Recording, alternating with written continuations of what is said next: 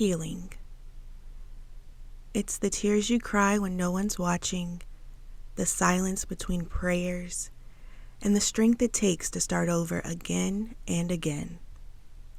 It's the moments you think you are finally okay, then something reminds you that you're not as healed as you thought.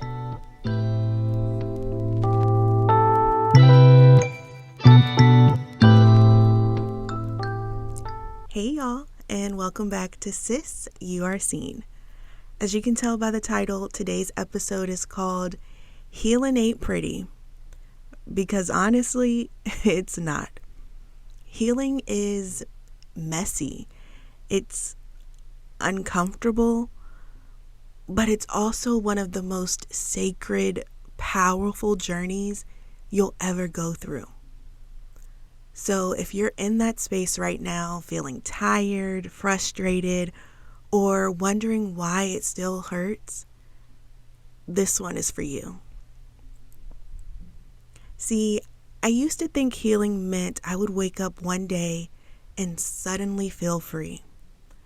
Everything and every memory that hurt would just stop mattering. But that's not how it went. Healing for me looked like sleepless nights, crying in the shower, and trying to convince myself I was fine when I wasn't. It looked like distancing myself from people I loved and setting boundaries that honestly made me feel guilty. It was me realizing that I had a lot more to forgive, including forgiving myself. As you go through your healing journey, you will find that everything you thought you buried has made its way back up. And that's when things get hard. That's when it's time to truly dig deep and get to the root of the issue. For most of us, we start our healing journeys later in life, and the trauma, broken promises, disappointments, abuse, and self-doubt that we need to let go of present themselves like onions. We start addressing the issues that are more recent to us because they're fresh in our minds. And sometimes they present themselves in our current relationships or our everyday life. But like an onion has layers, so does that situation.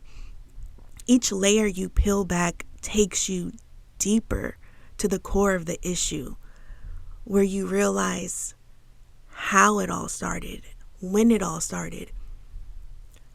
And sometimes it's where you see how you failed yourself, or so you think. See, healing has a way of making you feel like you failed yourself.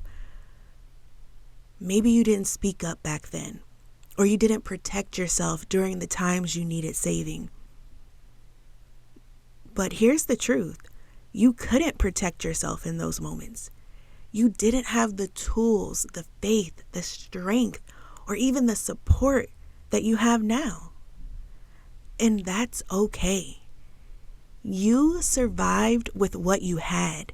You did the best you could with what you knew then. Healing means recognizing and choosing grace over guilt. Because the moment you stop blaming yourself for what you couldn't control, that's when your real healing begins. Healing is work. It's not just allowing time to pass. It's about what you do with that time. For me, it looked like prayer.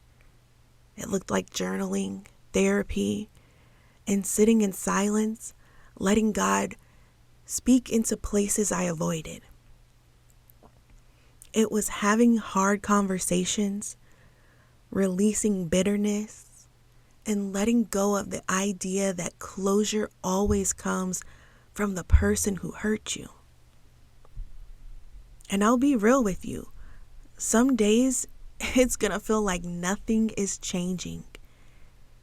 You think you've moved on, and then boom, a memory hits, a song plays, a text comes through, and suddenly that pain is all fresh again.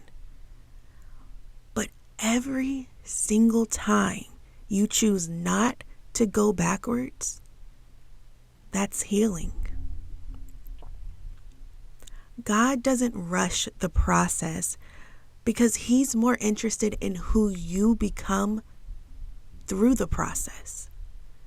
So even when it's feeling slow and painful, trust me, He is working. One day you'll realize that the tears don't come as quickly as they used to. You don't feel the heaviness of those memories anymore. You'll start walking lighter and feeling true happiness.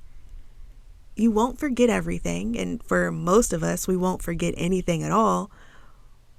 But with healing, you learn to carry what happened differently. You learn to make peace with it. And instead of it breaking you, it begins to shape you. There's freedom in that. As you continue through this week, I want you to ask yourself, what part of your healing are you still hiding from? And what would happen if you stopped running from it and let God meet you there?